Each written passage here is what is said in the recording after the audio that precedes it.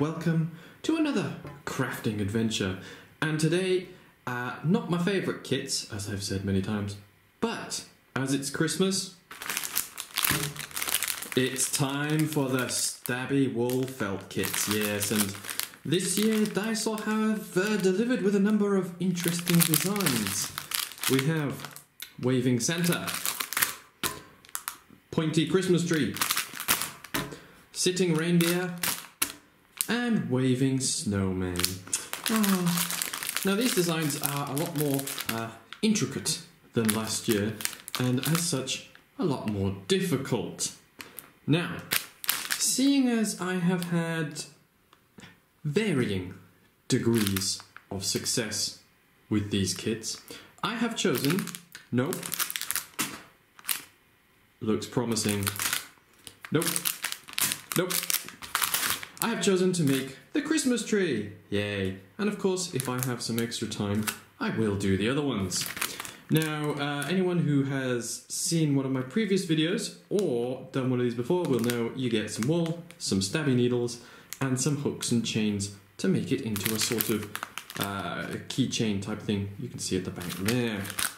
And in addition, you will need, well, you don't really need these pliers, these are just for dealing with the hook there, but glue, this one probably not because it doesn't have any eyes. Scissors, yes. Ruler, yes. And one of these foam mats. If you don't have one of these foam mats, a kitchen sponge will also do. Let's find out exactly what is inside this kit. So, we've got the yellow, red, white and green wool. As you can see, all the colours here. You got your serrated stabby needle covered in oil, so always wipe it with a tissue before you start. And of course, the little chain that you won't need until the very end. That can go there. Now, the first thing you have to do with these is obviously open the instructions, because that's useful. Double check that they're also in English, because as always, thank you Daiso for that.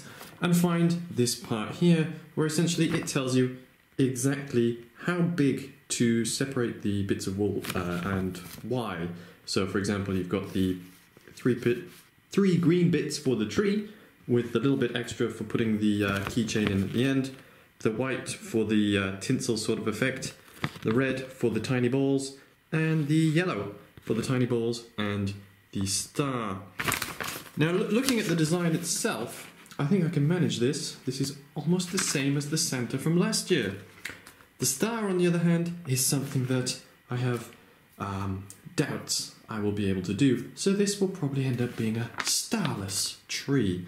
The white, again, something very similar to the one last year, and something that I can possibly do, maybe. And the baubles. Okay, so these are going to be a bit of hit and miss. Whether or not I can do them, because of course they are very small and I seem to be pretty terrible at doing the small bits. Additionally,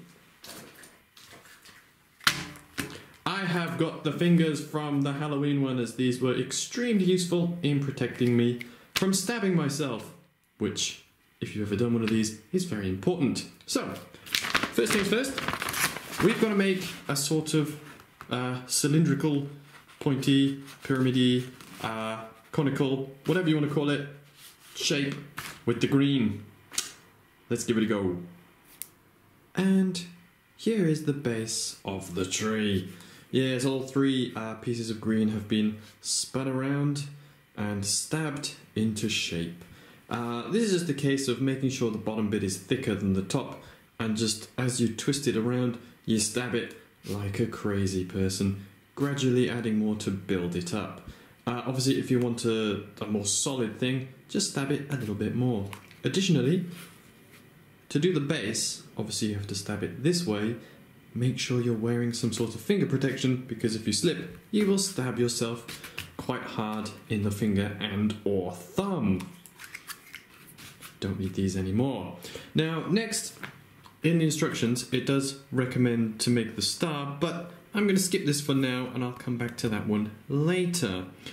First, I'm going to do the white rings. Now, the white itself is not actually too difficult. It's a case of taking some of the white, wrapping it around, and just stabbing lightly as you go with it into any shape you want. And hopefully you can get something like this. Now, this is actually quite easy to do when you take a piece of the white wool, roll it in your hand like this till it's become quite tight, wrap it around and just stab along the top bit here to keep it in place. Now, obviously this is a bit bare for a tree, so we're going to need 1, 2 more to add a bit of decoration. Like this. Yes, we have 3 white rings around the tree now. Still, it's a little bit boring, so it needs some colour. Now, from here, we're going to take yellow, red, and the remains of the green, roll it up into very small balls, and stab them on randomly to give it a bauble / light effect. Not sure how easy this is going to be, because in the past I've had trouble rolling these up into balls, but only one way to find out. Extra note, turns out actually making these balls is quite easy. Just take a little bit of the material and yeah, roll it between your fingers like that. Don't drop them on the floor though, that is inconvenient. Now, using these, I've done 5 of each colour. You can do more if you want. Just randomly decorate the tree, although I would recommend putting the green ones on the white bit as they're the same colour as the tree. Ta-da! Okay, so yeah, note to self, don't put too many baubles on the tree. Particularly anyone who does try to make this, I recommend using a lot fewer or spacing them out more, because this looks more like a sort of diseased green carrot.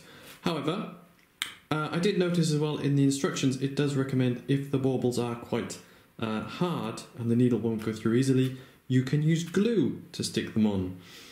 Which is what I did, and well, it's the reason they're sticking out so much. So again, try to make them a little bit smaller. However, to make this into a real Christmas tree, we need to put the star on the top, which makes it difficult to do because, yes, we need 5 pieces of yellow, fold them over to give a triangle, put them all together in the middle, and it should make a star.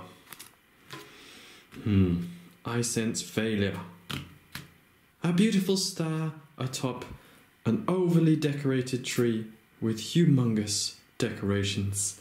However, it is the shape of a star.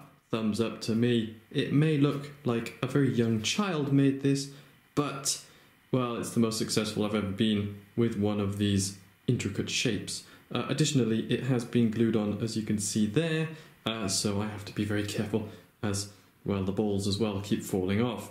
So if you do try to make one of these by yourself at home, smaller balls and fewer of them, because, as I mentioned before, this looks like a diseased carrot with some sort of giant insect on the top eating it. Yay, Christmas! And yeah, that's about it really. All that's left is to attach the little hook, which is just a case of stabbing it in. But due to the glue, I think I'll give that a miss for now. Well, I don't really want to call this a success because... But, well, I suppose it does look like a Christmas tree, so yay, thumbs up to me!